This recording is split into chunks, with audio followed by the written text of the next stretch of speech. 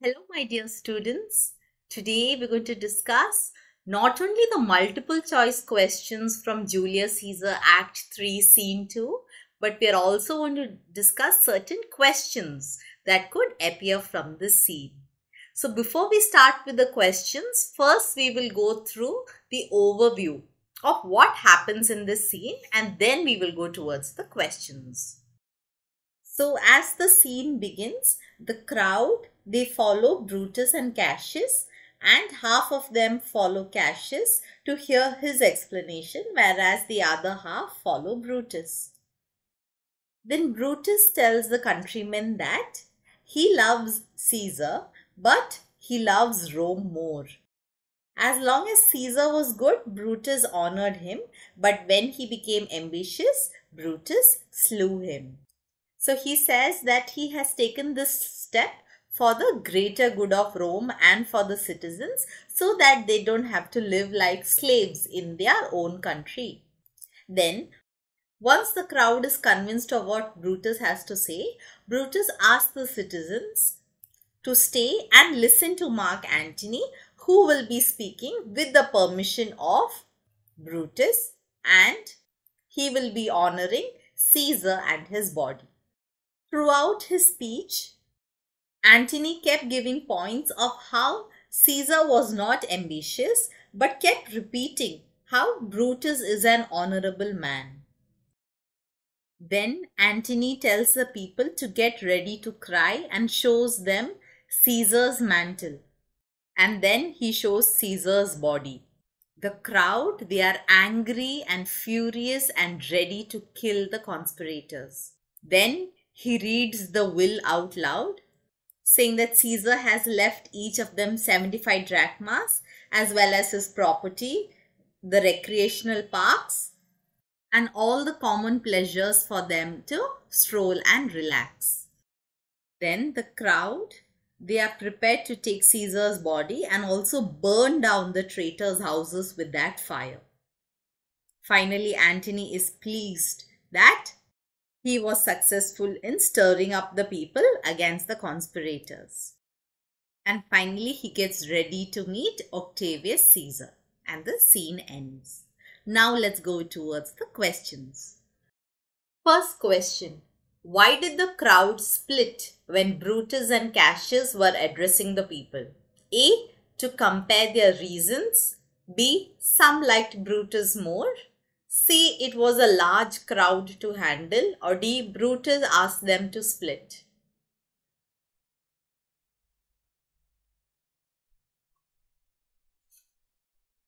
So why did the crowd split? The answer is A. Yes, to compare their reasons. Second, who says Romans, countrymen and lovers, hear me for my cause?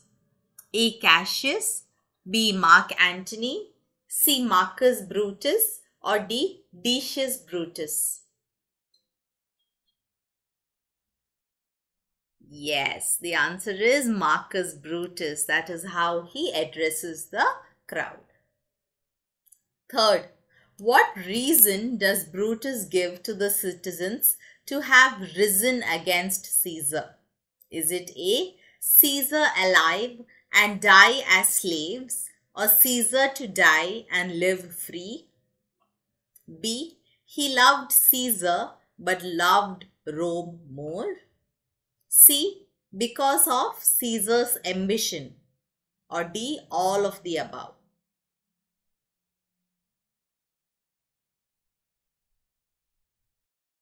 So what were the reasons that Brutus gave? He gave all the three option A, B and C, right? So the answer is all of the above. I have also written a detailed answer regarding this question. So we will discuss that later. Fourth one. As he was fortunate, I rejoice at it. As he was valiant, I honor him. But as he was ambitious, I dash him. A. Intolerated him.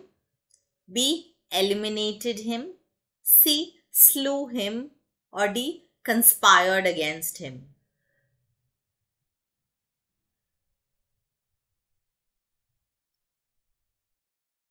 But as he was ambitious, what did Brutus do to Caesar? The answer is option C, slew him. That is, killed him. Fifth, which of these is not mentioned by Brutus regarding the final rites of Caesar? A. The question of his death is officially recorded. B. There will be a public funeral to honor him. C. His glory is not diminished for which he was worthy. Or D. His offenses are not emphasized for which he suffered death. So you have to tell me among this which was not mentioned by Brutus.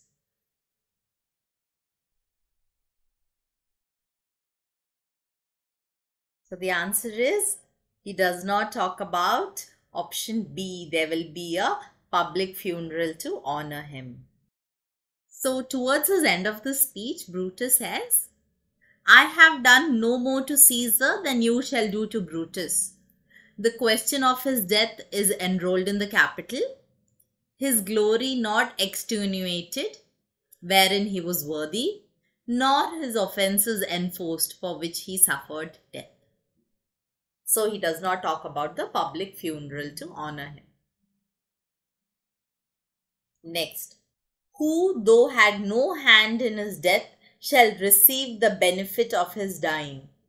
A. Metellus Cimber, B. Brutus, C. Mark Antony, or D. Publius Cimber.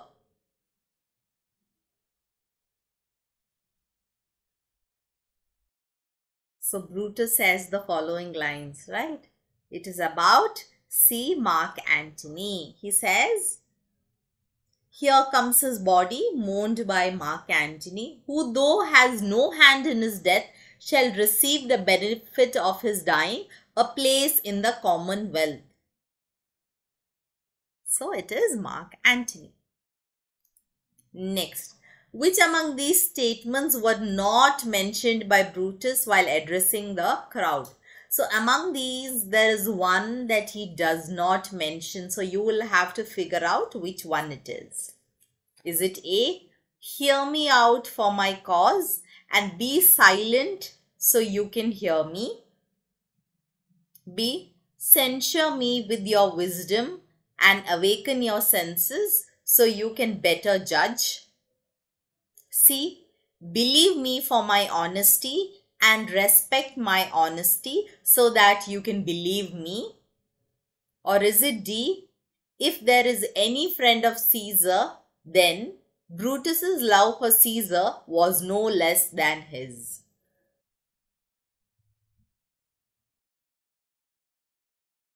So the answer is option C. He says, believe me for my honor and respect my honor so that you can believe me. So it was not honesty. Moving to the next one. Now this is very important. That is why I have mentioned this as a question and answer type. So even though Brutus's love for Caesar was no less than any dear friend to Caesar, then why did Brutus rise against Caesar? So this was the reason why, even if he was Caesar's friend, why did he rise against Caesar? So I have written it in bullet points. Let's go through it. So the first point, Brutus says that it is not that he loved Caesar less, but he loved Rome more. Then he asked the crowd, would they rather have Caesar living and all die as slaves, or if Caesar was dead and all men live freely? That's the second thing. So first was about the love of Rome. The second was as become slaves. The third, he also says, as Caesar loved me, I weep for him. So because Caesar loved me, I cried after his death. As he was fortunate, I rejoiced at it. So he won battles. So when he was fortunate, I rejoiced. I was happy at it. As he was valiant and brave, I honored him for that. But as he was ambitious, I slew him. So he says, there are tears in my eyes because of the love I have for him. I felt joy because of his fortune. I honored him because of his valor, but he had to face death because of his ambition.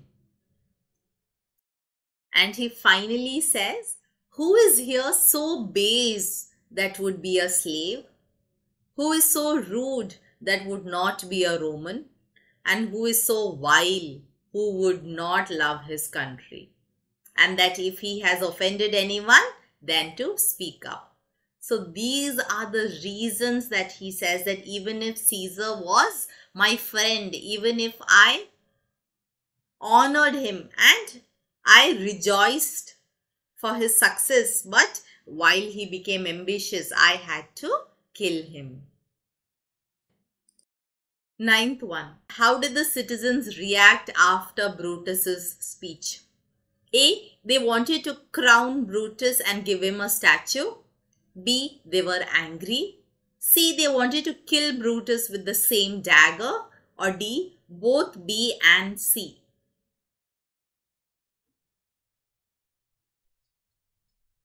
So after Brutus's speech, how did the citizens react? It is answer A. Yes. So they wanted to kill, they were angry, they wanted to kill Brutus was after Antony's speech, but not after Brutus's speech. Okay, 10th one. Which among these is not mentioned by the crowd about Brutus?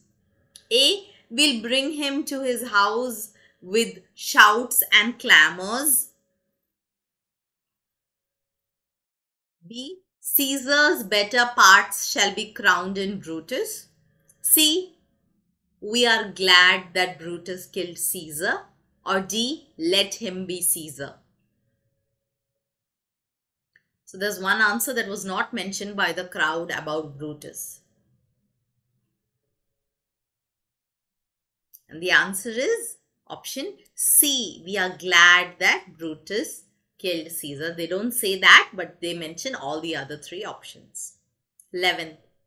What praise does Antony say about Caesar? A. Caesar was a friend, loyal and true. B. The ransoms from captives that Caesar brought has filled the treasury. C. When the poor cried, Caesar wept with them. Or D. All of the above.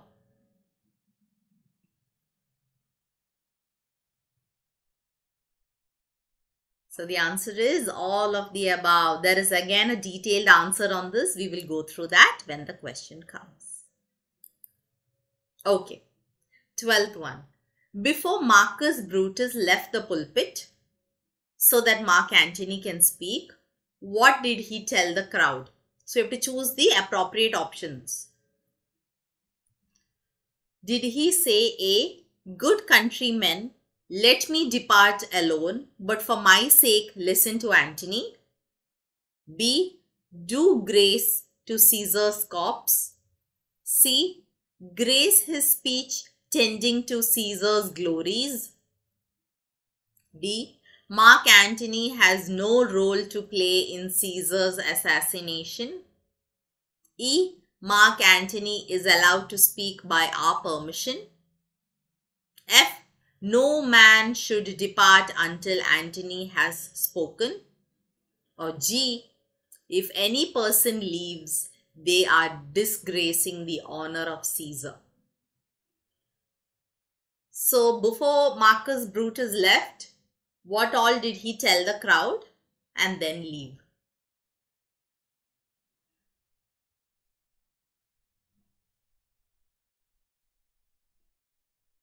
Yes, he does say, good countrymen, let me depart alone, but for my sake listen to Antony. He says, do grace to Caesar's corpse and grace his speech tending to Caesar's glories. He does not mention option D. He also says Mark Antony is allowed to speak by our permission and that no man should depart until Antony has spoken. G option is also not mentioned. Okay, I hope you're getting the answers right. Let's move to the 13th one. In the beginning, when Antony starts his speech, he says, "For Brutus's sake, I am beholding to you." How does the crowd react? So one of the citizens say, "What does he say about Brutus? It is better that he does not say anything bad." They also add, "Caesar was a tyrant and that they are blessed that Rome is rid of him."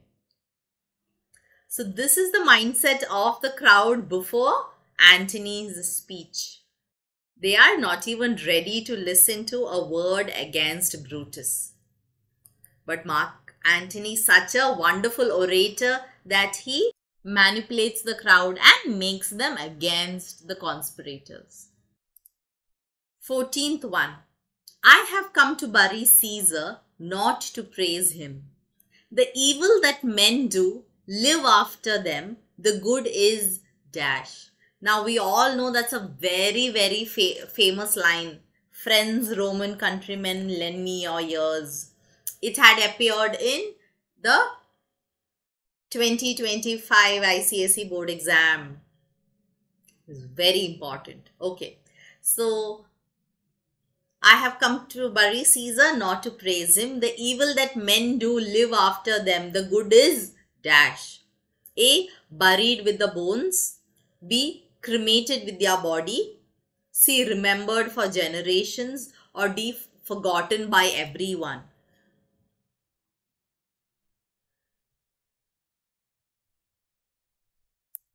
So the answer is, the good is often interred with their bones. So buried with their bones. 15. What is inferred about the crowd after Antony's speech? A. They are angry. B. They love Caesar. C. They are fickle-minded and can be easily swayed. Or D. All of the above. So what can be inferred about the crowd? What kind of a crowd is it? The answer is, they are fickle-minded and that they can easily be swayed. Correct. 16. What does Antony say would the citizens do after he reads the document of Caesar? A. Kiss Caesar's wounds. B. Dip their napkin in the sacred blood. C. Beg for his hair as memory and mention it in their will as rich inheritance. Or D. All of the above. So what would the citizens do? It is all of the above. Okay, the next one.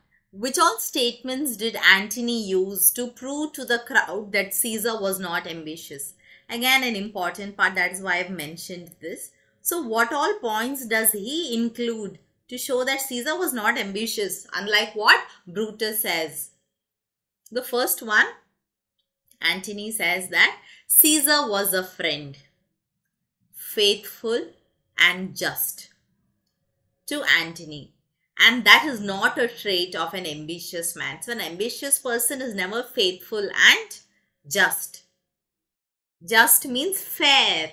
So ambitious people are usually unfair, right?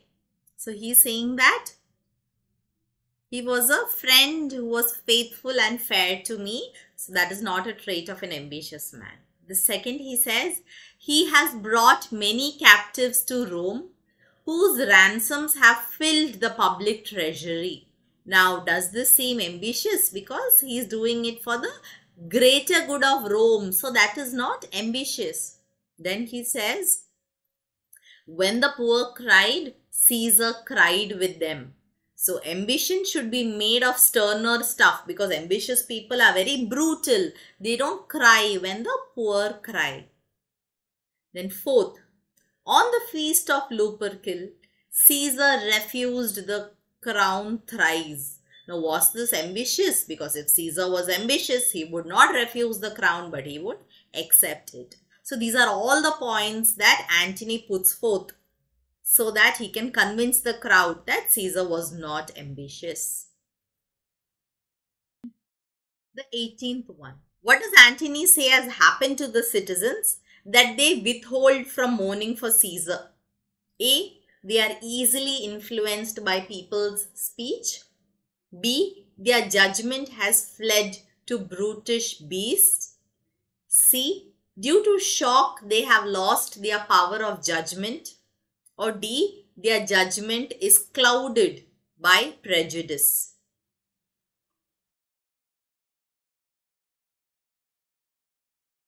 Have you marked your answer? So he says that their judgment has fled to brutish beasts. So in his speech, he says that you all did love him once, not without cause. What cause withholds you then to mourn for him? Judgment, thou art fled to brutish beast, and men have lost their reason. So this is what he says. The 19th one. What difference does Antony say has happened to Caesar's word yesterday, and what is it now? A. Yesterday the word of Caesar might have stood against the entire world, but today no one pays him reverence. Option B. Yesterday people worshipped Caesar, today they are spiteful and with fury. C. Yesterday they kissed Caesar's feet, but today he lies on dust, reduced to nothing. Or D. All of the above.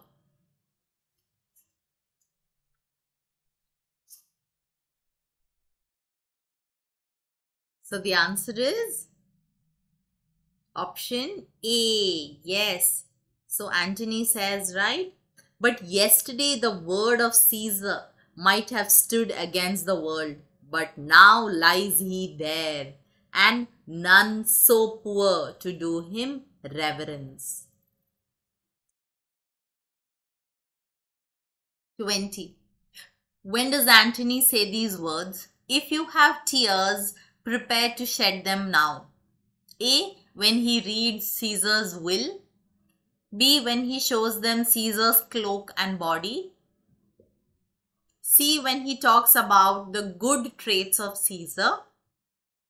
Or D. When he talks about how the people disrespected Caesar.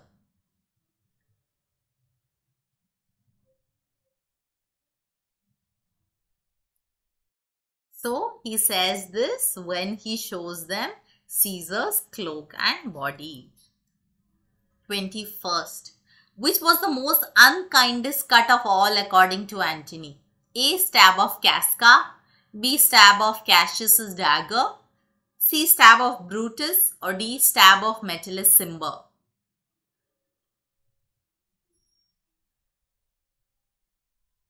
So the unkindest cut of all was the stab of Brutus.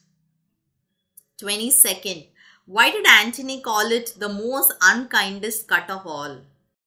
Is it A. Caesar was shocked to see the stab made by envious Casca? B. Cassius's dagger made multiple stabs on Caesar? C. Brutus's ingratitude was more powerful than the traitor's arm? Or D. All of the above.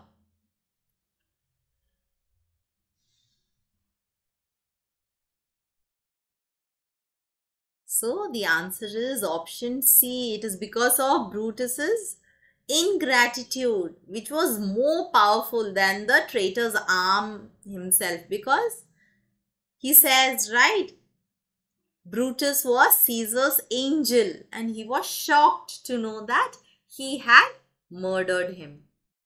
23rd. What happened to Caesar when he saw Brutus stab him?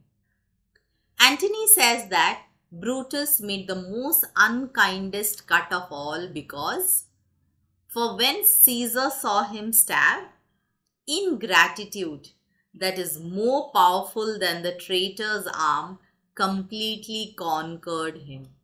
Then his mighty heart burst, and in his cloak, muffling up his face, he fell at the base of Pompey's statue, all the while ran with blood and great Caesar fell. 24th. What reason does Antony say made the conspirators kill Caesar? A. They were jealous of Caesar. B. The conspirators' loyalty to the Roman Republic. C. Caesar's tyranny. Or D. Personal griefs they had against Caesar. So what is the reason does Antony say made the conspirators kill Caesar? So he says, no, I don't know what personal grief that they had against Caesar to kill him. So he's saying they had personal griefs against him or private griefs. 25th. What is the irony in the speech of Antony? So Antony says that he is no orator like Brutus, but he is just a plain blunt man. He says that he neither has wit, nor words, nor worth, or action, nor the power of speech to stir men. But what does he do? It is through his actions and through his words that he has influenced the crowd. So that is the irony of his speech. He's saying that he is no good orator like Brutus, but he has done exactly the opposite. If you remember in his speech at one place, he says, if I were disposed to stir your hearts and minds to mutiny and rage, I should do Brutus wrong and Cassius wrong, who you all know are honorable men. I will not do them wrong. I rather choose to wrong the dead, to wrong myself and you, than to wrong such honorable men. So, through his words, he is actually influencing the people. 26th. What according to the will has Caesar left for the citizens? A. 75 drachmas. B. All his walkways, private gardens, newly planted orchards. C. Free housing to all citizens. Or D. Both A and B.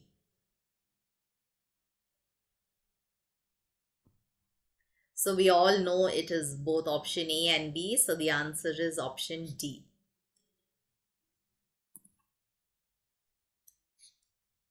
27th. What does Antony say would Brutus do if he was in place of Antony? A.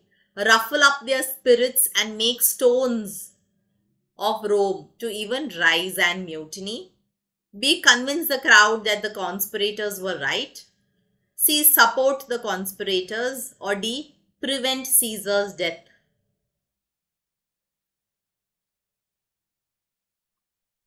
So what does Antony say would Brutus do if he was in place of Antony?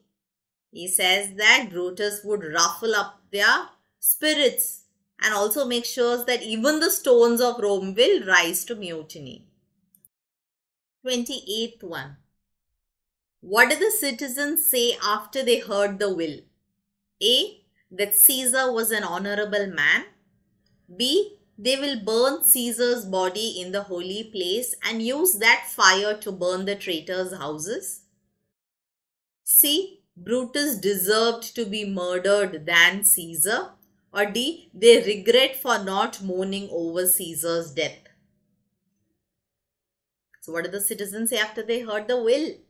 They say that they will burn Caesar's body in the holy place and use that fire to burn the traitors' houses. Yes, 29th. Who says the following lines? Believe me for my honor and have respect for my honor, that you may believe. Censure me in your wisdom and awaken your senses that you may be the better judge. We have already discussed this one, so I hope you don't make a mistake in this question. A. Antony. B. Octavius. C. Brutus. Or D. Cassius.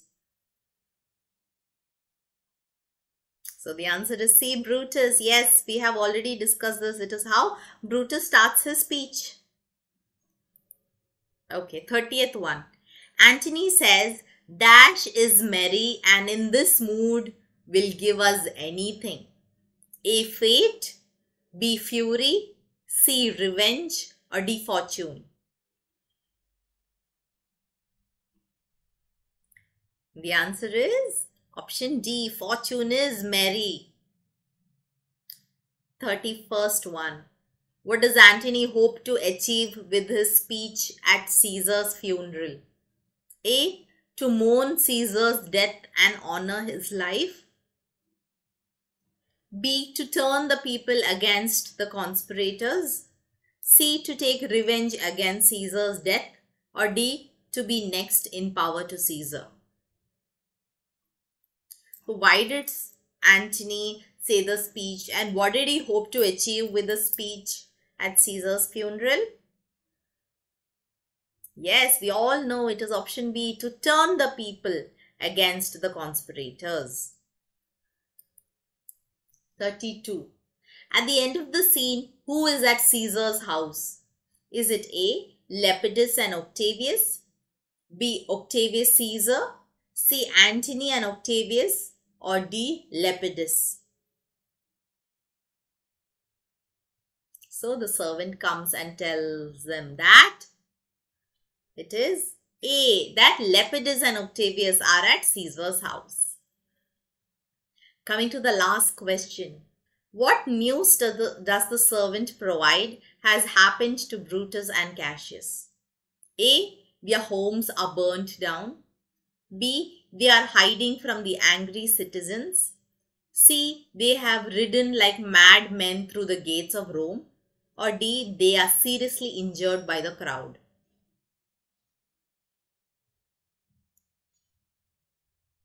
The answer is option yes, C. Okay, so we have completed all the questions. So are you not thorough with the entire scene? Please share this video among your friends, and if you haven't subscribed, do that right now so that you don't miss any important videos that are uploaded.